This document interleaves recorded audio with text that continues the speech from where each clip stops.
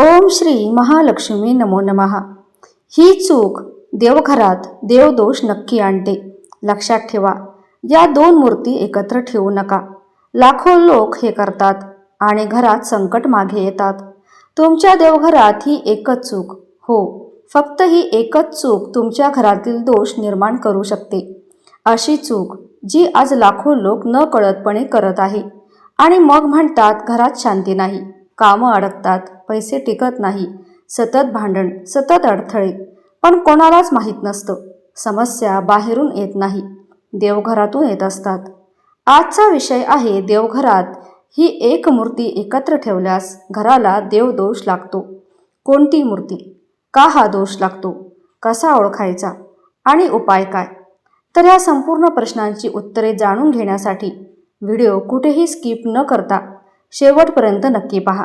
चॅनलवर नवीन असल्यास चॅनलला सबस्क्राईब करा आणि कमेंटमध्ये श्री महालक्ष्मी माता टाईप करायला विसरू नका।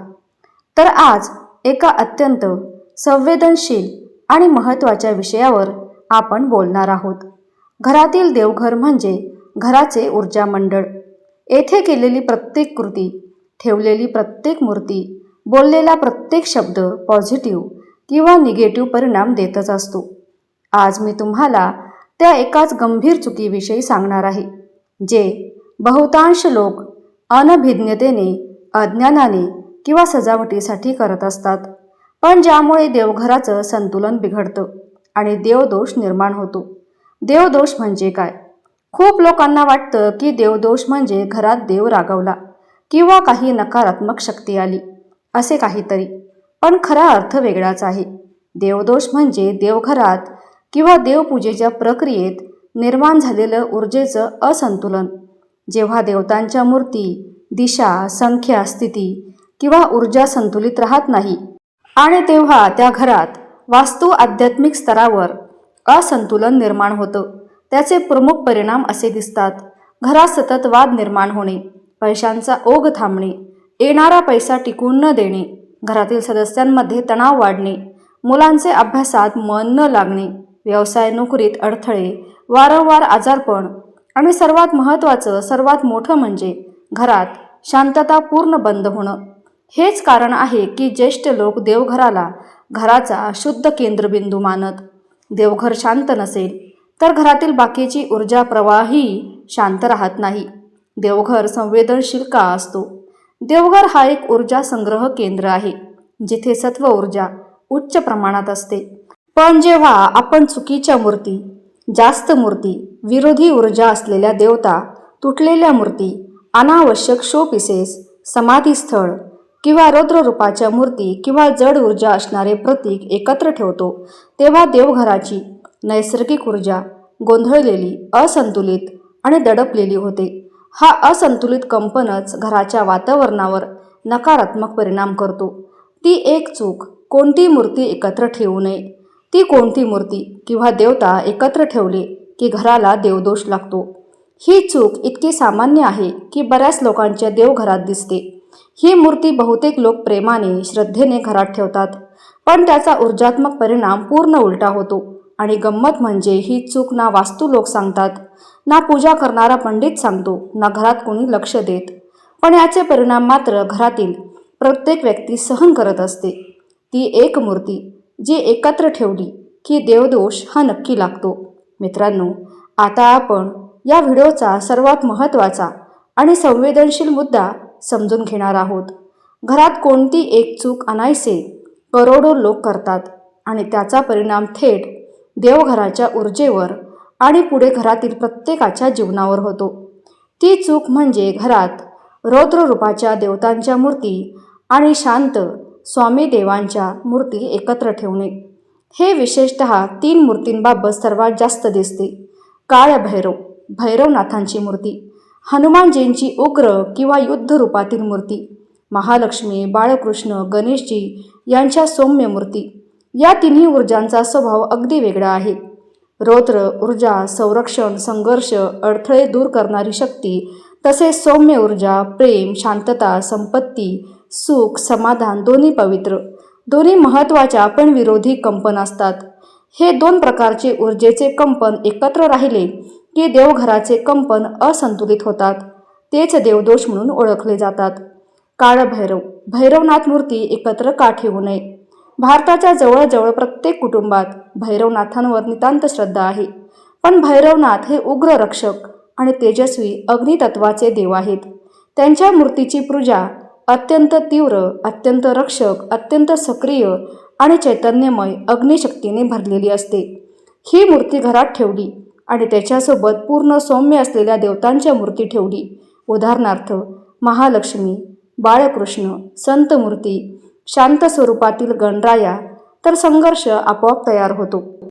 आणि यामुळे काय होतं? मानसिक ताण, घरातील भांडणे, पैशांचे अपव्यय, अनावश्यक खर्च वाढणे, मुलांच्या मनात बेचैनी, छोट्या छोट्या गोष्टींचे वाद, कामात अडथळे, घरात तापट वातावरण आणि सर्वात महत्त्वाचं ऊर्जेची अनिश्चितता. भैरवनाथांची पूजा शांत, स्वतंत्र, वेगळ्या ऊर्जा स्थानावर केल्यास शुभ आणि उत्तम परिणाम मिळतात. पण सौम्य देवतांबरोबर ठेवली तर ऊर्जेचा समतोल बिघडतो आणि याला सामान्य लोक देवदोष म्हणतात. हनुमानजींची उग्र स्वरूपाची मूर्ती. हनुमानजी या जगातील सर्वात शक्तिशाली रक्षक ऊर्जा आहेत. त्यांची उग्र मूर्ती म्हणजे ते युद्धरूपात पर्वत उचलत असलेली, राक्षसांचा संहार करत असलेली, गदावर असलेली रूपं. अशा मूर्तींची ऊर्जा अत्यंत सक्रिय असते. ही ऊर्जा घरात असेल तर घरातील वातावरण सतत कार्यरत असतं. पण त्याच देवघरात जर तुम्ही महालक्ष्मी, संत तुकाराम, ज्ञानेश्वर, बाळकृष्ण, गौरी गणेशाचे शांत रूप, देवीचं सौम्य रूप, शंकराचे ध्यानस्थ मूर्ती, तर दोन्ही ऊर्जांचा स्वभाव परस्पर विरोधी असतो. त्यातच बहुतेक घरामध्ये हनुमानाची मूर्ती जास्त मोठी, लाल रंगाची आणि तांत्रिक स्वरूपाची असते. ही मूर्ती मंदिरात किंवा बाहेरच्या जागेत चांगला परिणाम देते. पण देवघरात सौम्य देवतांबरोबर ठेवली की ऊर्जेचा संघर्ष निर्माण होतो. सौम्य देवता संघर्ष टाळू शकत नाहीत. सौम्य मूर्ती म्हणजे बाळकृष्ण, महालक्ष्मी, गणेशजी, भगवान विष्णू, संत, देवींची सौम्य रूपं, घरगुती पूजेसाठी असलेल्या मूर्ती. या मूर्तींची ऊर्जा शांत, सत्वप्रधान असते. उग्र रूपाची शक्ती हे अग्नितत्व असते. दोन्ही कंपन एकत्र राहत नाहीत. जसं की एका खोलीत इसेन्सचा धूर आणि मिरचीचा धूर एकत्र मिसळणार नाही. शांत गाणी आणि जोरात वाढणारे ढोल ताशे एकत्र चालणार नाहीत. तसं सौम्य देवता आणि उग्र देवता एकत्र ऊर्जात्मक पातळीवर संतुलित राहत नाहीत. हा असंतुलनच काळानुसार देवदोष, अडथळे, तणाव, घरात अस्थिरता यात बदलतो. लोक ही चूक का करतात? बरेच लोक या कारणांमुळे ही चूक करतात. सजावटीसाठी मंदिरात पाहिलेल्या मूर्ती घरी आणणे, कुणीतरी दिलेली मूर्ती स्वीकारणे, उत्साहात नवीन मूर्ती खरेदी करणे, देव आहे तर सर्वजण एकत्रच राहतील असा भाव, किंवा घरात जागा कमी असणे. भाव चांगला असतो, पण ऊर्जेचे नियम पाळले नाहीत तर परिणाम मात्र उलटा होतो. देवघरात या मूर्ती ठेवणे टाळा. आता आपण त्या मूर्तींची संपूर्ण लिस्ट पाहूया, ज्या सौम्य देवतांबरोबर एकत्र ठेवू नयेत. ही माहिती अनेकांना अजिबातच माहीत नसते, पण याचे परिणाम मात्र प्रत्येक घराला भोगावे लागतात. रौद्र रूपातील शिवमूर्ती, उदाहरणार्थ वीरभद्र, कालभैरव रूप. या मूर्तीचे कंपन अग्नी आणि तेज असतात. शांत देवतांबरोबर ठेवल्यास घरात चिडचिड, अचानक राग, पैशांचे नुकसान, कुटुंबात मतभेद असे परिणाम होतात. हनुमानजींचे उग्र रूप, युद्धरूप, राक्षस संहारक रूप लोक घरात प्रेमाने ठेवतात. पण उग्र मूर्ती घरगुती देवघरासाठी नाही. त्यांची ऊर्जा अत्यंत सक्रिय असते, अत्यंत कार्यरत असते आणि संरक्षण प्रधान असते. ही ऊर्जा शांत देवतांच्या ऊर्जेशी मिसळत नाही. काली, चंडी, उग्रदेवी मूर्ती या मूर्ती अत्यंत शक्तिशाली असतात. पण घरात त्यांना स्वतंत्र स्थान हवे. त्यांना हवन ऊर्जा, मंत्र ऊर्जा आणि नियमित सत्वशुद्धी हवी असते. सौम्य देवतांबरोबर ठेवल्यास ऊर्जेचा संघर्ष तयार होतो. प्रचंड मोठ्या मूर्ती, भव्य आकाराच्या. कधी कधी तुम्ही बघितलं असेल, काही घरात 2 ते 3 फूट उंचीचे महादेव, हनुमान अशा मूर्ती मोठ्या मोठ्या ठेवलेल्या असतात. मोठ्या मूर्तीचे कंपन जास्त जागा आणि जास्त ऊर्जा शोषतात. लहान देवघरात हे असंतुलन निर्माण करतात. तुटलेल्या, खराब झालेल्या मूर्ती. ही चूक बऱ्याच घरात दिसते. तुटलेल्या मूर्ती म्हणजेच ऊर्जेचा अपूर्ण प्रवाह. याचा परिणाम मनशांती बिघडणे, घरात अनावश्यक खर्च, अचानक समस्या, मानसिक बेचैनी असा दिसतो. तुटलेल्या मूर्ती घरात ठेवू नये हा अत्यंत महत्त्वाचा नियम आहे. समाधीस्थ संतांची मूर्ती किंवा स्मारक स्वरूपाचे फोटो हेही लोक न कळत घरात ठेवतात. समाधी ऊर्जेचे कंपन स्थिर, शांत आणि निष्क्रिय असते. ही कंपनं शांत देवतांच्या कंपनाशी जुळते पण सक्रिय देवतांबरोबर मिसळत नाही. यामुळे देवघराची ऊर्जा जड होते. खूपच जास्त संख्या एकाच देवतांच्या 10 मूर्ती ठेवणे, 5 लाडू गणपती, 10 कृष्ण मूर्ती ही ओव्हरलोड ऊर्जा असते. देवघरात जास्तीत जास्त एक मूर्ती किंवा त्रिमूर्ती सेट हे पुरेसे असतात. देवघरात ठेवाव्या अशा मूर्ती ध्यानात ठेवा. सौम्य ऊर्जा असणाऱ्या देवता एकत्र अतिशय चांगले परिणाम देतात. याचं कंपन पूर्णपणे सत्वप्रधान आणि शांत असतं.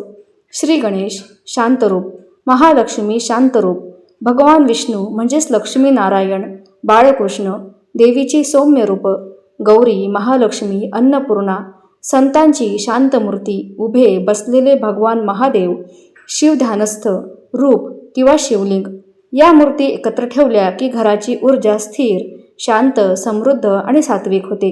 घरात देवदोष लागला आहे हे कसे ओळखावे? हा भाग खूप महत्त्वाचा आहे. हे 9 संकेत घरात दिसत असतील तर देवघरात ऊर्जा असंतुलन आहे हे नक्की. नंबर 1, भांडण वाढणे. काहीच कारण नसताना भांडण सुरू होणे हा पहिला संकेत. नंबर 2, रात्री झोप न लागणे. ऊर्जा असंतुलन रात्री सर्वात जास्त दिसते.